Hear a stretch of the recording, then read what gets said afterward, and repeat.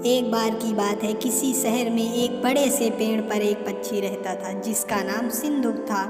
सबसे चौंकाने वाली बात यह थी कि उस पक्षी का मल सोने में बदल जाता था। यह बात किसी को भी पता नहीं थी। एक बार उस पेड़ के नीचे से एक शिकारी गुजर रहा था। शिकारी उस पेड़ के नीचे आराम करने के लिए ठहरा। वह आराम कर ही रहा था कि इतने में सिंदूक पक्षी ने उसके सामने मल त्याग कर दिया। जैसे ही पक्षी का मल जमीन पर पड़ा, वह सोने में बदल गया। यह देखते ही शिकारी बहुत खुश हुआ और उसने उस पक्षी को पकड़ने के लिए जाल बिछाया। सिंदूक जाल में फंस गया और शिकारी उसे अपने घर ले आया।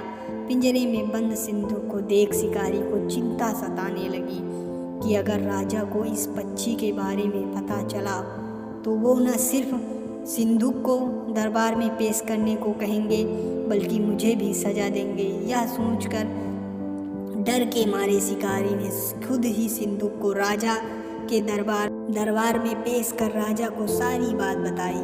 राजा ने आदेश दिया कि सिंदूक को सावधानी से रखा जाए और उसे अच्छे से खाना खिलाया जाए। यह सब सुनने के बाद मंत्री ने राजा से कहा, आप बेवकूफ़ शिकारी की बात पर भरोसा मत कीजिए।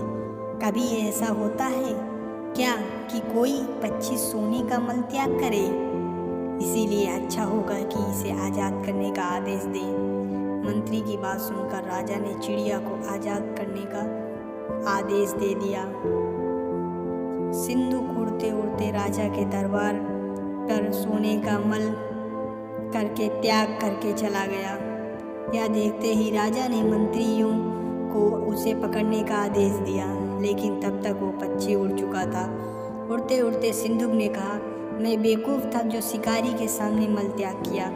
शिकारी बेवकूफ़ था जो मुझे राजा के पास ले गया। राजा बेवकूफ़ था जो मंत्री की बात में आ गया।